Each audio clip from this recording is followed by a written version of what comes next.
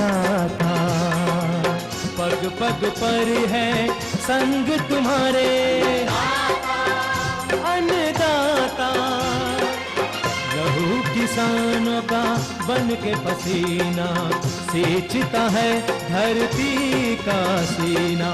मेहनत का तेरी हक दिलवाने, नई तकनीक नई खोज बताने।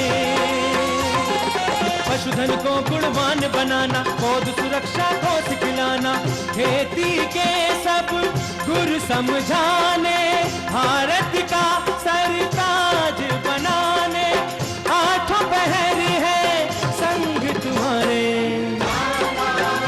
अन्नदाता, अन्नदाता। नमस्कार, मैं हूं नीलू। आप सभी दर्शकों का अन्नदाता कार्यक्रम में स्वागत करती हूं। हर रोज की तरह कार्यक्रम में लेकर आई हूं खेतीबाड़ी से जुड़ी हुई बहुत सी लाभकारी जानकारियां। तो चलिए सबसे पहले देखते हैं क्या है विशेष आज के कार्यक्रम में। मिर्च की फसल में किए जाने वाले प्रबंधनों पर जानकारी, मिट्टी की जांच के लिए किसान कैसे ले अपने खेत की मृदा का नमूना,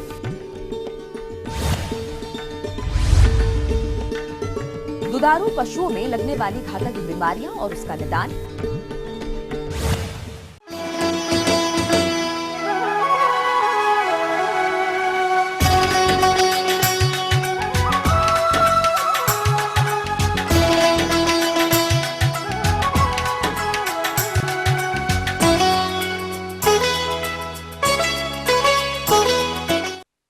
हमारे प्रदेश के बहुत से किसान भाई मिर्च की खेती करके अच्छा लाभ प्राप्त कर रहे हैं और इन्हीं किसानों में से एक है ग्राम बुढ़ानापुर, जिला बाराबंकी के कृषक मोहम्मद कयूब, जिन्होंने अभी मिर्च की फसल लगा रखी है और वो इस समय मिर्च की फसल में किए जाने वाले जरूरी कार्यों पर जानकारी दे रहे हैं। तो आइए जानते हैं उनके अनुभवों को।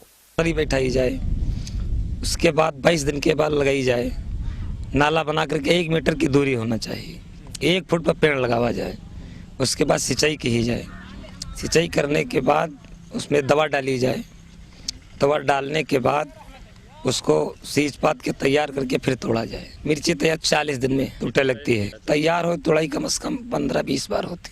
लागत इसमें मान चलो बीघाएं में 10,000 रुपये की लागत पहुंचती है, लाभ हो जाता 20,000, 25,000, 15,000। और इसमें रोग लगता है, पहले कभी कभी सूखा लगता है, उसकी भी दवा डाली जाती है। बंगुरा लग जाता है, पेड़ सूखे लगता है अपने से, और भी बंगुरा भी लग जाता है, बंगुड़े की दवा पड़ती है जो पाती एकदम सुकुड़ जाती है। इस समय कुछ किसान भाइयों की मिर्च में फसल में पर्ण कुंचन रोग देखने को मिल रहा है। किसानों की इसी समस्या को देखते हुए हमारे संवाददाता ने संपर्क किया पादप रक्षा पर्यवेक्षक फतेहपुर बाराबंकी के तारकेश्वर त्रिपाठी से।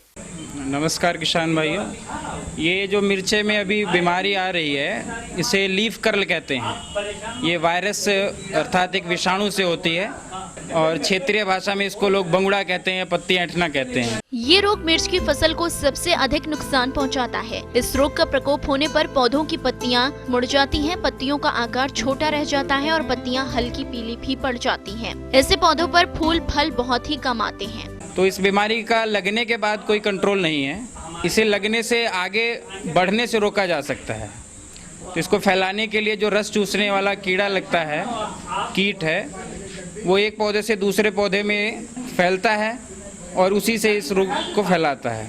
तो इसके लिए सबसे बढ़िया तरीका तो ये है कि जब किसी पौधे में दिखाई दे तो दिखने के तुरंत बाद ही उस पौधे को उखाड़ करके जला देना चाहिए या जमीन में उसको गाड़ देना चाहिए, ताकि आगे ये बीमारी फैले नहीं। रोगी पौधों को नष्ट करने के बाद फसल में कीटनाशी दवाओं का प्रयोग करें, क्योंकि ये रोग रस चूसने वाले छोटे छोटे कीटों के माध्यम से फैलता है। इसलिए यदि इन पर नियंत्रण पा लिया गया तो ये रोग फसल पर आएगा ही नहीं।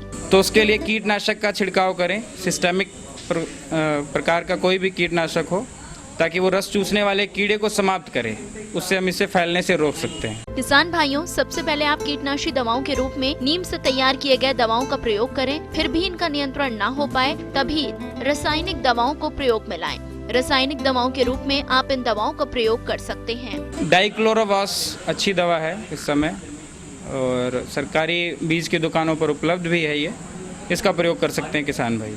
कीटनाशक का प्रयोग जब ये बीमारी दिखाई देती है उसके तुरंत बाद कर देना चाहिए। और वैसे देखा जाए तो शाम के समय इसका छिड़काव करें। शाम के समय जो है वो कीट ज़्यादा सक्रिय होता है, दिन में धूप और गर्मी से बचने के लिए छुपा होता है, शाम के समय ज़्यादा सक्रिय होता है तो दवा अपना अच्छा काम करती है और उस वक्त हवा भी धीरे होती है तो छिड़काव भी अच्छा हो पाता है। खेत में नमी होनी चाहिए जिस समय आप छिड़काव करते हैं तो दवा अच्छा काम करती है। ये थी कुछ उपयोगी जानकारियां। अब लेते हैं एक छोटा सा ब्रेक, जल्द लौटेंगे और कार्यक्रम में आगे है महत्वपूर्ण जानकारियां। बने रहिए हमारे साथ।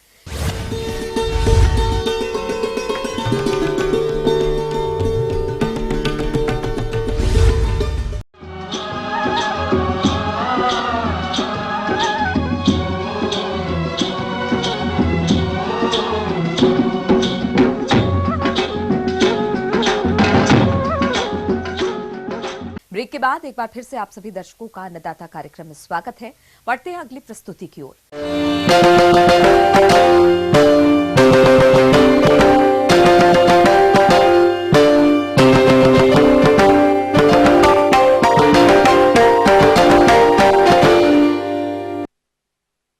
लगातार फसलों में हो रहे अंधाधुंध रासायनिक खादों के प्रयोग से हमारे खेतों की मिट्टी खराब हो रही है, जिसके कारण एक तरफ तो फसलों के उत्पादन में कमी आ रही है, वहीं दूसरी तरफ खेतों में लागत भी बढ़ रही है। इसलिए जरूरी है कि आप किसी भी फसल की बुआई करने से पहले खेत की मिट्टी की जांच अवश्य करवा लें और उसी के अनुसार उर्वरकों का प्रयोग भी करें, जिससे कम लागत में फसल से अधिक उपज मिल सके। तो आप खेत की मिट्टी जांच के लिए मृदा का नमूना किस तरह से लें, इस बारे में जानकारी दे रहे हैं एक मृदा वैज्ञानिक डॉक्टर सुनील दाधिच। किसान भाइयों, मिट्टी और पानी की जांच क्यों करानी चाहिए? मिट्टी की जांच हम इसलिए कराते हैं ताकि मिट्टी के बारे में हमें पता चले मिट्टी खारी है या मीठी है, मिट्टी लवणीय है या क्षारीय है। उसके आधार पे हम फसलों का चयन कर सकें कि इस मिट्टी में हम कौन सी फसल या कौन से फलदार पौधे लगा सकते हैं और इस मिट्टी में कौन सी फसलों के कौन सी किस्म भी हम लगा सकते हैं। इस पूरी समस्त जानकारी के लिए हमको मिट्टी की जांच करानी चाहिए। मिट्टी की जांच किसान भाइयों हमको प्रत्येक फसल से पहले करा लेनी चाहिए और उसके आधार पे खाद एवं उर्वरकों का चयन करना चाहिए कि इस फसल में कितने खाद और खाद की कितनी मात्रा डालनी है, क्योंकि मिट्टी की जांच से हमें ये पता चल जाता है कि इस मिट्टी में जो फसल बोई जाने वाली है उसमें कितनी खाद और कितने उर्वरकों की मात्रा डालनी चाहिए। इससे हमारे पैसे की बचत होगी और आवश्यकता से अधिक उर्वरक और खाद हम नहीं डालेंगे, ना ही कम डाल पाएंगे। मिट्टी परीक्षण के लिए नमूना एकत्र करने में इस प्रकार की सावधानियां रखना आवश्यक है, जैसे प्रत्येक खेत से अलग अलग नमूना लें। अगर एक ही खेत की मिट्टी देखने में अलग अलग हो या उसमें फसल की वृद्धि तथा उत्पादन में अंतर हो तो भी मिट्टी का नमूना अलग अलग लें। यदि कतारों में फसल बोई गई है तो कतारों के बीच से नमूना लें।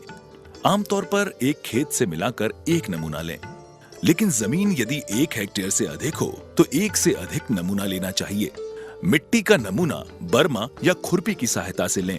अब महत्वपूर्ण बात यह है किसान भाइयों की मिट्टी का नमूना कैसे लेवें। सबसे पहले मैं आपको बता दूं, फसल बोने से 1 महीने पहले आप खेत में जाएं। खेत लगभग 1 हेक्टेयर का हो तब तक ठीक है, या इससे बड़ा हो तो उसको 2 भागों में बांट लें। खेत समतल हो, यदि उबड़ खाबड़ है खेत तो ऊपर का खेत आधा अलग कर लें और नीचे का खेत आधा अलग कर लें। अब एक खेत में से किसान भाइयों लगभग 7-8 जगह से मिट्टी का नमूना हमको लेना है। तो प्रत्येक जगह से नमूना लेने के लिए हम एक आधा फीट तक का गहराई का गड्ढा बनाएंगे। ऊपर की मिट्टी हमको हटानी नहीं है, ऊपर से नीचे तक की मिट्टी लेनी है, क्योंकि अगर हम ऊपर की मिट्टी की परत को हटा देंगे तो उसमें से लवण जो ऊपर की परत पे है वो हट जाएंगे और हमें ये पता नहीं चल पाएगा मिट्टी लवणी है अथवा नहीं है। तो ऊपर की मिट्टी की परत को न हटाते हुए आधा फीट गहराई का गड्ढा करें, उस मिट्टी को निकाल के बाहर कर दें। उसके बाद उस गड्ढे में ऊपर से नीचे तक की मिट्टी की लगभग 15 सेंटीमीटर यानी कि लगभग आधा फीट गहराई तक की परत को ऐसे के ऐसे एक मिट्टी की परत को लेकर के और तगारी में ले लें हम। और इस तरह से हम लगभग खेत में 7-8 जगह से मिट्टी का नमूना इकट्ठा कर लें उसी तगारी में। इस तरह अगर ये मिट्टी देखेंगे हम तो 10-15 किलो की करीब मिट्टी हो जाएगी। अब इस मिट्टी को हमको लगभग पूरी मिट्टी को छायादार स्थान पे किसी तिरपाल पे रख के कूट पीट करके अच्छी तरह से, उसमें कोई कंकर पत्थर है तो उसको हटा देना चाहिए। कूट पीट करके एक जीव कर लें, इसको मिला लें यानी कि अच्छी तरह। और मिलाने के बाद इस मिट्टी के 4 भाग करें तगारी में रख के 4 भाग में से 2 भाग मिट्टी आमने सामने की फेंक दें। उसके बाद में बची हुई 2 भाग मिट्टी यानी आधी मिट्टी हमारी तगारी में बच जाएगी, उसको वापस बराबर मिक्स कर लें। उसके फिर से 4 भाग कर लें तगारी में, आमने सामने के दोनों भाग मिट्टी को किसान भाइयों फेंक दें। अच्छी पॉलीथीन की थैली या कपड़े की थैली के अंदर आप डालें। उसके बाद उस मिट्टी में एक पर्ची अच्छे कागज़ के ऊपर आप पेंसिल से अपना नाम लिखें। उसके ऊपर खुद का नाम, पिताजी का नाम, गांव का नाम, आपका खेत जो है उसकी पहचान संख्या, खसरा नंबर या उस खेत का नंबर, प्लॉट नंबर। उसके बाद में आज की तारीख, जिस तारीख में आपने नमूना लिया वह दिनांक लिखें। उसके बाद आप उसमें यह भी लिखें कि पिछली बार इस खेत में कौन सी फसल बोई गई थी। और अब महत्वपूर्ण बात आती है कि आपको कौन सी फसल इस बार लेनी है। उस फसल का नाम भी लिखें कि इस बार मैं ये फसल लेना चाहता हूँ। उसके बाद में उस थैली को आप अच्छी तरह धागे से बांध दें और एक वैसी की वैसी पर्ची ऊपर और चिपका दें। मतलब एक पर्ची अंदर डाल दें और एक पर्ची अपना नाम, पता, पिताजी का नाम, दिनांक, नमूना लेने की तारीख यानी और कौन सी फसल बोनी है, ये सब पूरी जानकारी लिख करके और एक पर्ची बाहर चिपका दें। इसके बाद ये मिट्टी का नमूना आप हमारी प्रयोगशाला में भिजवा दें। अब किसान भाइयों, जब आप ये नमूना हमारी प्रयोगशाला में भेज देते हैं, उसके बाद में हम सबसे पहले इस नमूने को अच्छी तरह कूट पीट करके छनवाते हैं। अच्छी तरह छानने के बाद जो छनी हुई मिट्टी आती है उसका हम मृदा विज्ञान प्रयोगशाला में परीक्षण करते हैं। इसके लिए हमारे जो मुख्य पैरामीटर है उनमें हम इस मिट्टी में पीएच मान निकालते हैं। मिट्टी का पीएच मान मिट्टी के बारे में ये बताता है कि मिट्टी हमारी क्षारीय है। ये हमारे पीएच मीटर की मशीन है। किसान भाइयों, पीएच मान जांचने के लिए हम 20 ग्राम मिट्टी लेकर के उसमें 40 मिलीलीटर डिस्टिल वाटर लेते हैं और उसको मिट्टी में डालने के बाद उसको अच्छी तरह हिलाते हैं हम। और उस मिट्टी के घोल को, मतलब ये मिट्टी का 1 भाग और पानी के 2 भाग हो गया, मृदा 1 भाग, पानी 2 भाग, इस विलयन को हम लगभग आधा घंटे तक हिला करके रख देते हैं। आधा घंटा पूरा होने के बाद इस मिट्टी का हम पीएच मान जांच करते हैं। उसके लिए हम इस मिट्टी के घोल को पीएच मीटर मशीन के ऊपर लाते हैं। सबसे पहले हम हमारा जो पीएच मीटर होता है उसको कैलिब्रेट करते हैं कि वो सही काम कर रहा है या नहीं कर रहा। उसके लिए हमारे पास में बफर सॉल्यूशंस होते हैं और उस बफर सॉल्यूशन में डिप करके इसका पीएच हम सेट करते हैं। उसके बाद किसान भाइयों, हम पीएच मीटर मशीन पे इसका पीएच मान जांच करते हैं। उसमें लवणीयता कितनी है, अगर मिट्टी लवणीय है तो उसकी विद्युत चालकता 1 से ज़्यादा होती है और लवणीयता नहीं है तो उसकी विद्युत चालकता 1 से कम आती है। उसके बाद एटॉमिक एब्जॉर्प्शन स्पेक्ट्रोफोटोमीटर पे हम उस मिट्टी के जो छनित्र आया उसमें घुल करके जितने भी सूक्ष्म तत्व थे वो उसके DTPA विलयन में आ गए। उनमें हम जांच कर लेते हैं लोहा, तांबा, जस्ता और मैग्नीज जैसे पोषक तत्वों की। और उसके बाद में हम किसान भाई को उसकी जो मृदा में जितने भी पोषक तत्व मान आया, जो पीएच आया, उसका एक कार्ड बना करके किसान भाई को देते हैं। उस कार्ड के अंदर पूरी डिटेल होती है कि इस मिट्टी में कितना EC है, कितना पीएच है, कितने ऑर्गेनिक कार्बन, फास्फोरस, पोटास है और कितने सूक्ष्म पोषक तत्व है। ऐसा कार्ड हम किसान भाई को देते हैं और उसमें अनुशंसा लिख देते हैं कि किसान भाई अगर मक्का लगानी है, अगर ज्वार लगानी है, बाजरा, जो मूंगफली, जो भी फसल लगाना है तो उसमें कितना खाद उसको इस मिट्टी में देना चाहिए। ये हमारा मिट्टी परीक्षण का इस तरह से काम पूरा हो जाता है। मिट्टी परीक्षण के लिए किसान भाई अपने जिले के अंदर कृषि विभाग की प्रयोगशालाएं हैं, उनमें भी संपर्क कर सकते हैं। इसके अलावा कृषि विश्वविद्यालय है, इनके अनुसंधान केंद्रों पे भी मिट्टी विज्ञान की प्रयोगशाला है। इसके अतिरिक्त कुछ कृषि विज्ञान केंद्रों में भी मिट्टी विज्ञान की प्रयोगशाला है। तो किसान भाई अपनी मिट्टी और पानी की जांच निकटतम जिले के कृषि विभाग की मृदा विज्ञान प्रयोगशाला में जांच करा सकता है। आगे और भी कुछ रोचक जानकारियां, पर यहां पर रुकेंगे एक और ब्रेक के लिए। जल्द हाजिर होते हैं।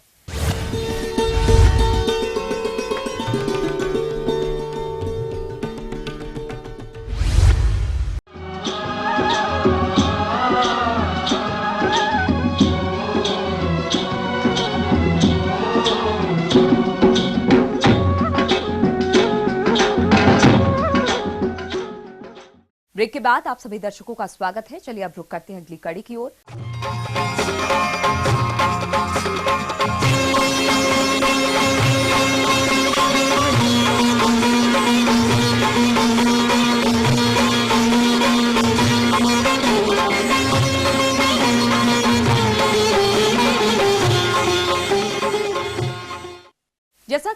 सर्वज्ञात है कि हमारा देश विश्व में दुग्ध उत्पादन में प्रथम स्थान पर है, लेकिन हमारे दुधारू पशु कभी कभी कुछ घातक बीमारियों की चपेट में आ जाते हैं, जिसका विपरीत प्रभाव उनके स्वास्थ्य के साथ साथ दुग्ध उत्पादन पर भी देखने को मिलता है।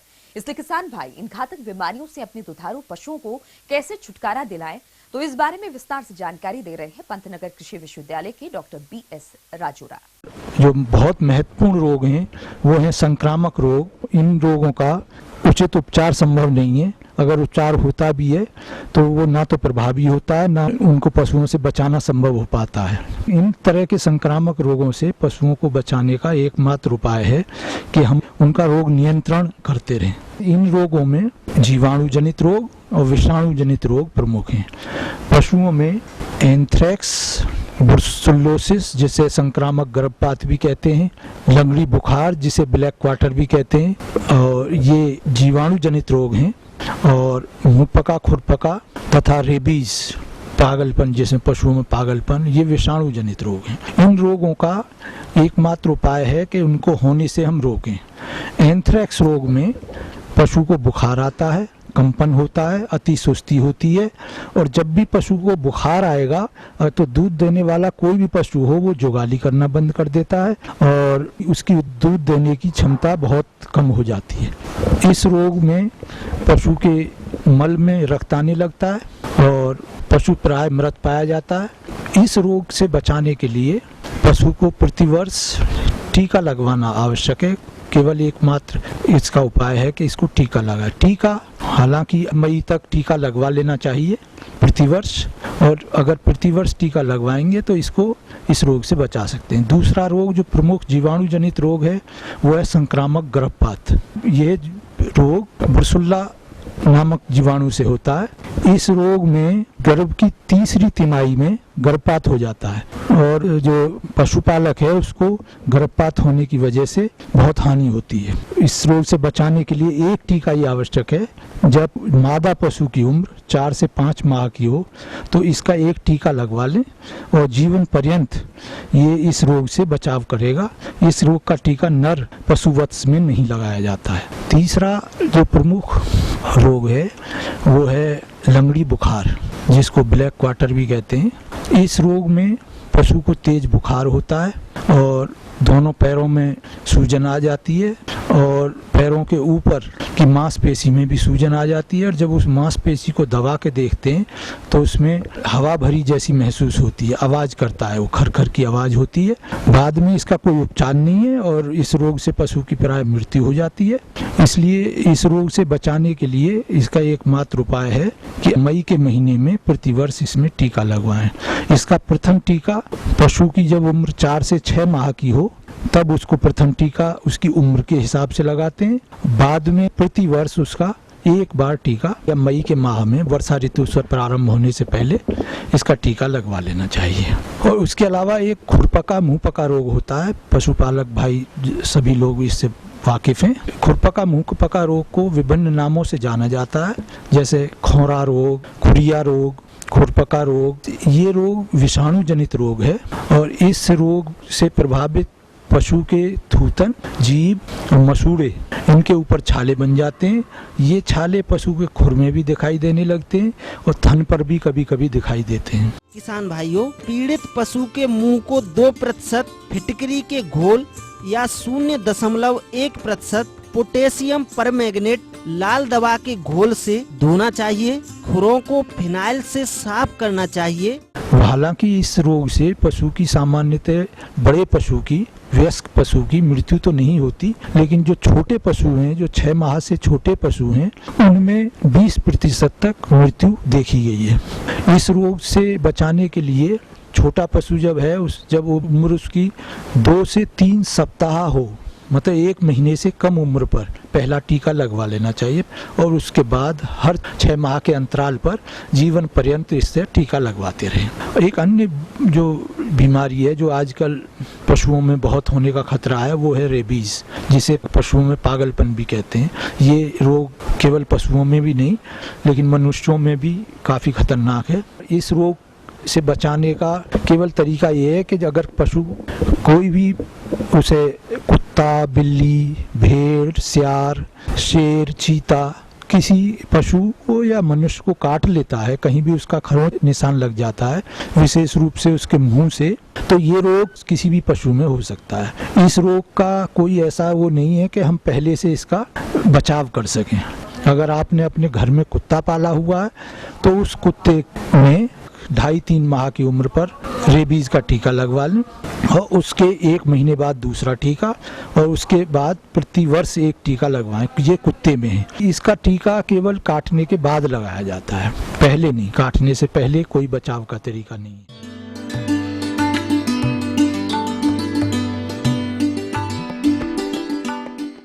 अन्नदाता हेल्पलाइन निशुल्क फोन संपर्क सेवा के माध्यम से आपके द्वारा पूछे गए कृषि से जुड़े प्रश्नों में से एक या दो महत्वपूर्ण प्रश्न को हम अपने कार्यक्रम में शामिल करते हैं और इसी के तहत आज का चयनित प्रश्न और उसका जवाब इस प्रकार है। अन्नदाता निशुल्क फोन संपर्क सेवा के माध्यम से पूछे गए प्रश्नों में से आज हमने जिस प्रश्न को कार्यक्रम में शामिल किया है उसे पूछा है अमघट जिला गाजीपुर के कृषक सत्यपाल सिंह ने। इनके आम के बाग में फल फटने व झड़ने की समस्या देखने में आ रही है, या इसके नियंत्रण उपायों पर जानकारी चाहते हैं। तो सत्यपाल सिंह जी, आपकी जानकारी हेतु प्रस्तुत है कार्यक्रम का यह अंश। किसान भाइयों, आपके आम के बाग में फल लग चुके हैं और वो लगभग कंचे के आकार के हो चुके हैं। अगर किसी किसान भाई के खेत में बाग में फल फटने की समस्या है, बीच से फल फटना शुरू होता है और ये इसी अवस्था से शुरू हो जाता है। होता क्या है कि आम में सीधी सी एक धारी सी पड़ती है और धीरे धीरे फल फटता है, लेकिन प्रारंभिक अवस्था ये नहीं है। प्रारंभिक अवस्था ये है कि पहले हल्का सा इसमें शहद सा गोंद सा निकलता है, उसके बाद में एक दरार सी पड़ती है और जब वो फटन जो ज़्यादा हो जाती है तो उसमें सफ़ेद सफ़ेद गुठली दिखाई देती है।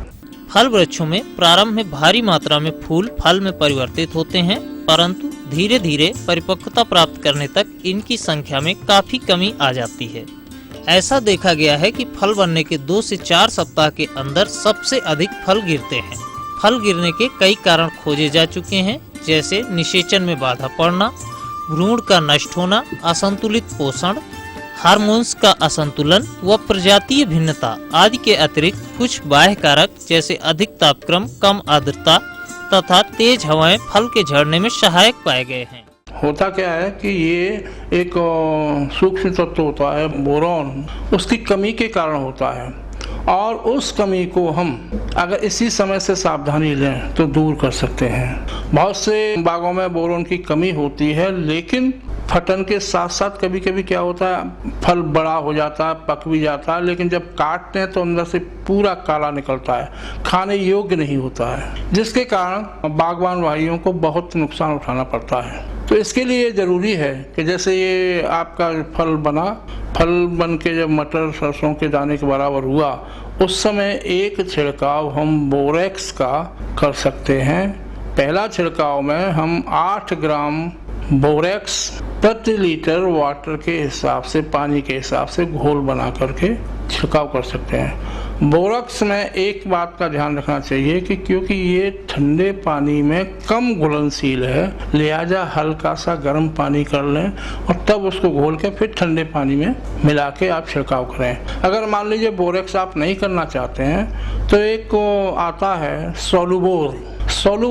ये पूरी तरह से ठंडे पानी में घुलनशील है और इसकी हम 4 ग्राम मात्रा 1 लीटर पानी में घोल के हिसाब से बना के छिड़काव कर सकते हैं। इन्हीं का या सोलुबोर हो या बोरेक्स हो, इसी के हम 2 छिड़काव 15-15 दिन के अंतराल पे फिर करेंगे। तो ये जो फल फटने की समस्या, अंदर से कालापन होने की समस्या से आप निजात पा सकते हैं और आपका जो क्वालिटी प्रोडक्ट होगा बाजार में भी अच्छे दामों पर बिकेगा।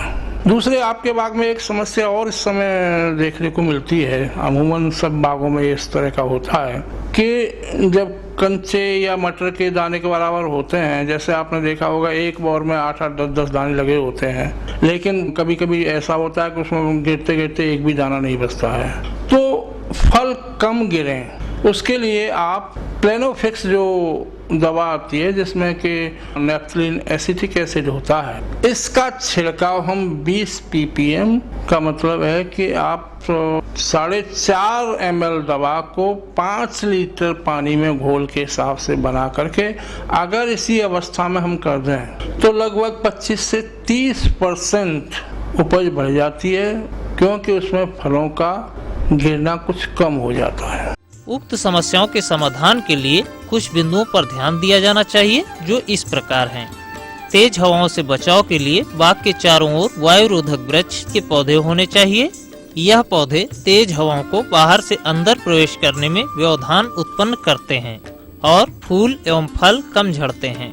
फल बैठने के उपरांत नियमित सिंचाई निश्चित समय अंतराल पर की जानी चाहिए।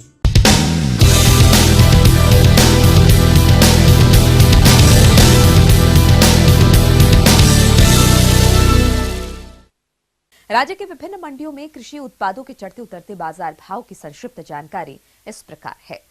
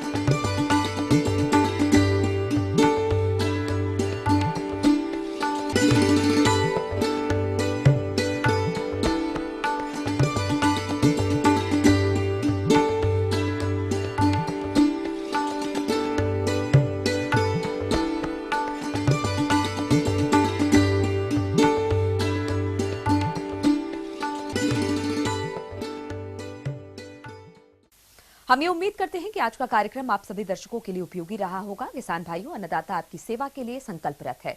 कृषि संबंधी समस्या एवं सुझाव के लिए आप हमें इस पते पर संपर्क कर सकते हैं। प्रोड्यूसर अन्नदाता ETV Uttar Pradesh Uttarakhand, Ramoji film city Hyderabad 501512। साथ ही आप हमें ईमेल भी कर सकते हैं। हमारा ईमेल है annadaata.up@etv.co.in। इसके अतिरिक्त आप हमें निःशुल्क हेल्पलाइन नंबर 180010845999 पर सोमवार से शनिवार सुबह 10 से शाम 4 बजे के बीच संपर्क भी कर सकते हैं। अब आइए देखते हैं कल दिखाए जाने वाले कार्यक्रम की मुख्य झलकियां। गर्मी में खेत की गहरी जुताई के लाभ पर जानकारी,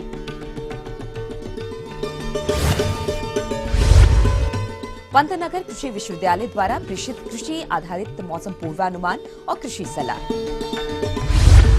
फिलहाल अन्नदाता की पूरी टीम को इजाजत दीजिए। कल फिर से इसी समय आपसे मुलाकात होगी कृषि संबंधी कुछ और महत्वपूर्ण जानकारियों के साथ।